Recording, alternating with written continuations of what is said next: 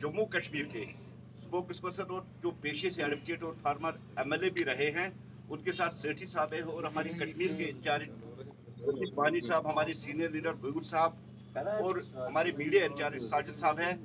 जैसे कि आप सुबह आपने देखा कि इलेक्शन कमीशन ऑफ इंडिया की एक टीम भी यहाँ आई थी और ये 4 मेंबर्स का डेलीगेशन भारतीय जनता पार्टी की तरफ से उस कमीशन को मिलने गया था।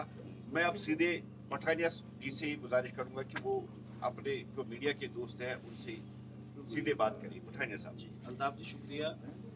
सबसे पहले मेरी ओर से और हमारे कश्मीर यूनिट, भारतीय जनता पार्टी की कश्मीर यूनिट की ओर से आप सभी मित्रगण, आप सभी दोस्त जो शॉर्ट नोटिस पे आप आए हैं, आप सबको मेरा धन्यवाद, आप सबका इस्तकबाल, आप सबको आदाब।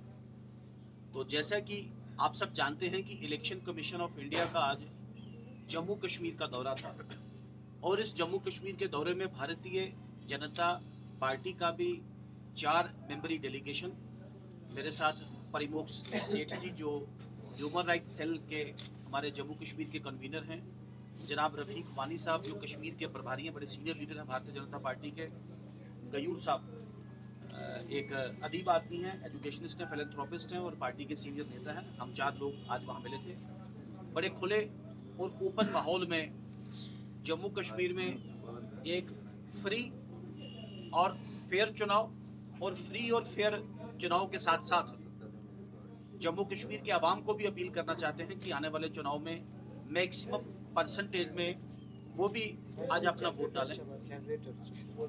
विषय पे आ जाऊं, जैसे जैसे कि कुछ पॉलिटिकल पार्टीज ने हाफ ट्रुथ जिसे कहते हैं आधा सच के नाम पे यहाँ पे एक स्क्रीन जिसे कहते हैं धुंध, एक ये कंफ्यूजन फैलाने की कोशिश की गई थी।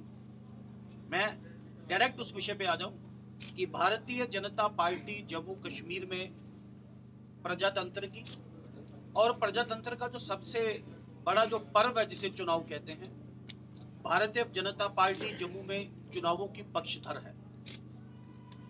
जम्मू कश्मीर में लोकसभा चुनाव तो तय है, लोकसभा के साथ साथ जम्मू कश्मीर में जल्द ही पंचायत और म्युनिसिपैलिटी के चुनाव भी तय हैं और इलेक्शन कमीशन को जैसा कहा गया है कि इलेक्शन कमीशन जम्मू कश्मीर सरकार के साथ अगर इस व्यू का है, अगर इस प्लानिंग है उनका कि वो लोकसभा के साथ असेंबली इंतखाबात भी करवाना चाहे, तो भारतीय जनता पार्टी साथ साथ चुनावों के लिए भी बिल्कुल 100% तैयार है।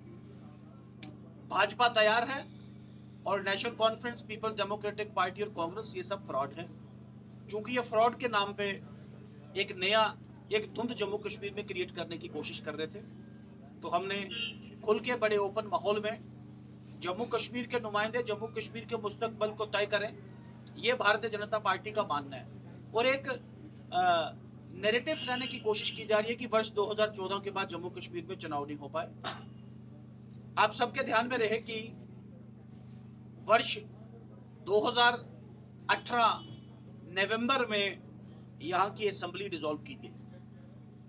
5 अगस्त 2019 को जम्मू कश्मीर में बहुत बड़ा एक संवैधानिक और एक आईनी जिसे कहते हैं कानूनी फेरबदल हुआ, वो सबके ध्यान में है।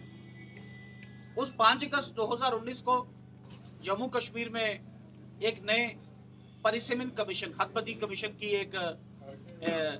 एक कल्पना की गई, इसका स्वरूप लाया गया।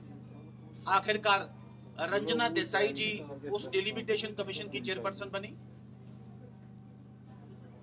कोविड वेव होने के बावजूद भी उस डिलिमिटेशन कमीशन ने जम्मू कश्मीर के कोने कोने में जाके हर पॉलिटिकल पार्टी, हर स्टेक होल्डर के साथ बात की और रिकॉर्ड समय में, इससे पहले हमारे पास इंस्टेंसेस भी हैं कि 5-5 साल भी डिलिमिटेशन कमीशन अपना काम करते हैं, उसके बाद रिपोर्ट आई। लेकिन पूरे जम्मू कश्मीर का खाका, जम्मू कश्मीर में लोकसभा का भी परिसीमन हुआ, विधानसभा का भी परिसीमन हुआ और वर्ष 2022 में उस परिसीमन कमीशन का, मैं ये गैप एक्सप्लेन कर रहा हूं आपको, जिसे कहते हैं 14 और उसके बीच में कोई गैप वाली कोई ऐसी बात नहीं थी। तो जब एक परिसीमन कमीशन गठित था तो चुनाव तो उसके बाद ही होना था। वर्ष 2022 में उस परिसीमन कमीशन ने अप्रैल में अपना रिपोर्ट दिया और उस रिपोर्ट को एक डिटेल्ड उसके एग्जामिनेशन के बाद भारत सरकार ने और उसके बाद भारत के पार्लियामेंट ने सितंबर-अक्टूबर 2022 में उसे अपना मंजूरी दी।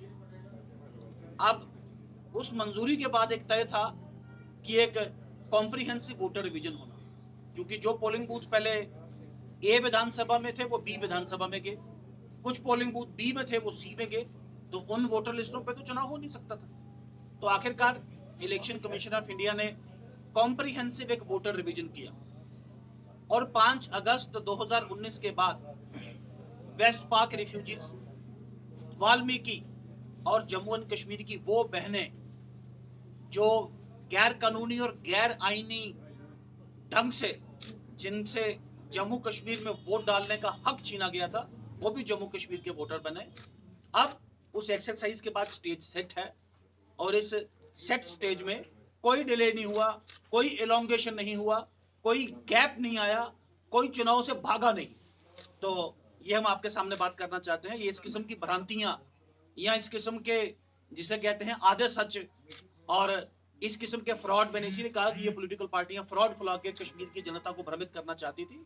तो जम्मू कश्मीर में लोकसभा चुनाव, विधानसभा चुनाव, जम्मू कश्मीर में पंचायत के चुनाव और जम्मू कश्मीर में म्युनिसिपैलिटी के चुनाव भी जल्द ही फ्यूचर में होंगे। इस विषय के साथ साथ यहाँ के जो कश्मीरी पंडित भाई हैं, जैसा कि तकरीबन कुछ 44,000 लोग हैं जो कश्मीर के लोग जो जम्मू रिलीफ कमिश्नर के साथ रजिस्टर्ड और जम्मू में अलग अलग जोन्स में रहते हैं। 20,000 के पास ऐसे माइग्रेंट हैं जो तकरीबन दिल्ली के आसपास रहते हैं और 10,000 ऐसे हैं जो कश्मीर में 3 कैंप्स हैं, यहाँ पे भी रहते हैं। कुछ वो पीएम पैकेज वाले मुलाजमीन हैं और कुछ और जो प्रोटेक्टेड एकोमोडेशन में रहते हैं। इन तीनों को जो एम फॉर्म की जो प्रक्रिया है, पहले तो एम फॉर्म की प्रक्रिया बड़ी टेढ़ी है, बहुत कम लोग एम फॉर्म के लिए जाते हैं, समय उसमें बड़ा कम होता है, और जो लोग एम फॉर्म के लिए ऑप्ट भी करते हैं तकरीबन आधे ही लोग हैं जिनका एम फॉर्म अप्रूव होकर आता है और बाद में उनका असेंबली में अपना वोट डालने का हक मिलता है। हमने बात की है कि जिस तरह जिला विकास परिषद के चुनाव में, डीडीसी चुनाव में यहाँ के जम्मू कश्मीर इंतजामिया ने जो अरेंजमेंट किया था कि आप पोलिंग बूथ ही वहां सेट करें, आप उनके जोन्स में, चाहे उनका जोन दिल्ली में है, चाहे उनका जोन जम्मू में है या उनका जोन कश्मीर में प्रोटेक्टेड जगह पे है, आप वहीं पे पोलिंग बूथ सेट करें, फिर आप वो ईवीएम से वोट डलवाएं कि बैलेट से वोट डलवाएं। और ये सरकार जो कि ease of doing business, ease of living और इसके साथ साथ ईज ऑफ कास्टिंग वोट भी इस सरकार का एक परिकल्प है, इस सरकार का इंटेंशन है। भारतीय जनता पार्टी इसी में यकीन रखती है और ज्यादा से ज्यादा लोग वोट कर पाए, इसके लिए भी बात की गई। इन सब के अलावा जैसे कोई रजिस्टर्ड सोसाइटीज हैं तो मोबाइल पोलिंग बूथ्स का भी एक प्रावधान है, उसके लिए भी बात की गई कि सोसाइटीज में मोबाइल पोलिंग बूथ्स लगा के उन्हीं सोसाइटीज के बाहर ही, कोई कहाँ का रहने वाला, कोई कहाँ का रहने वाला, लेकिन अल्टीमेटली किसी एक रजिस्टर्ड सोसाइटी में रहते हैं तो वहां पे भी उनका एक कम्युनिटी जिसे कहते हैं पोलिंग एक हो जाए, जिससे पोलिंग परसेंटेज बढ़ पाए। तो ये सब जैसा कि हम बता रहे हैं कि खुले माहौल पे इलेक्शन कमीशन ऑफ इंडिया से बात की गई और इलेक्शन कमीशन ऑफ इंडिया ने पॉजिटिव एश्योरेंस हमें दिया है। हमारा मानना है कि ये भारतीय जनता पार्टी के कार्यकर्ता घर घर जाके सबसे पहले तो हर एक आदमी अपना वोट को एक्सरसाइज करे, ये वोट को एक्सरसाइज करें और कश्मीर की जनता भी मैक्सिमम तर्ज पे वोट डाले। और जो डेट लाइन, पंच लाइन है, आपको बता दें कि इस विधानसभा चुनाव में भी भारतीय जनता पार्टी की सरकार बनेगी जम्मू कश्मीर में और लोकसभा चुनाव में भी कमल खिलेगा। यहाँ भारतीय जनता पार्टी फिर एक रिकॉर्ड टर्म के लिए तीसरी बार दिल्ली में अपनी सरकार बनाएगी और जम्मू कश्मीर में सबसे बड़ी पॉलिटिकल पार्टी बनकर भारतीय जनता पार्टी उभरेगी, जैसा मैंने आपको कहा है। तो मैं यही जो इंपॉर्टेंट पॉइंट्स है आप सबके साथ शेयर करना चाहता था। आपका कोई मजीद सवाल हो शॉर्ट में तो पूछ सकते हैं। Sir, PDP leader Sohail Bukhari was present in the meeting as well, and he claims that there are 70,000 voters and there is no accountability of those voters. So we want to ask EC and BJP who these voters are basically. I want to question the accountability and the locus of Sohail Bukhari to issue such out of vogue statements. You see, this country is being governed by rule of law.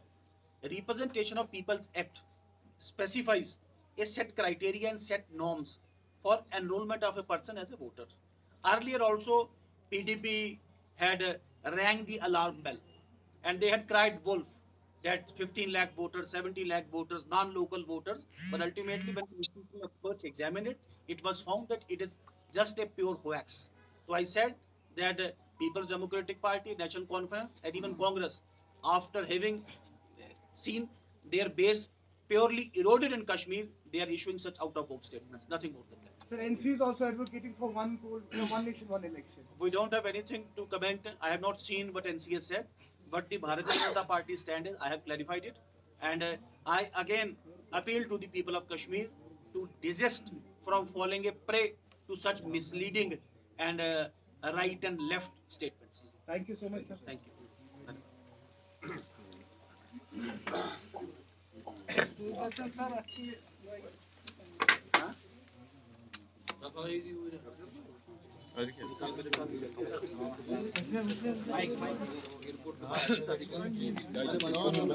Right, sir, thank you very much.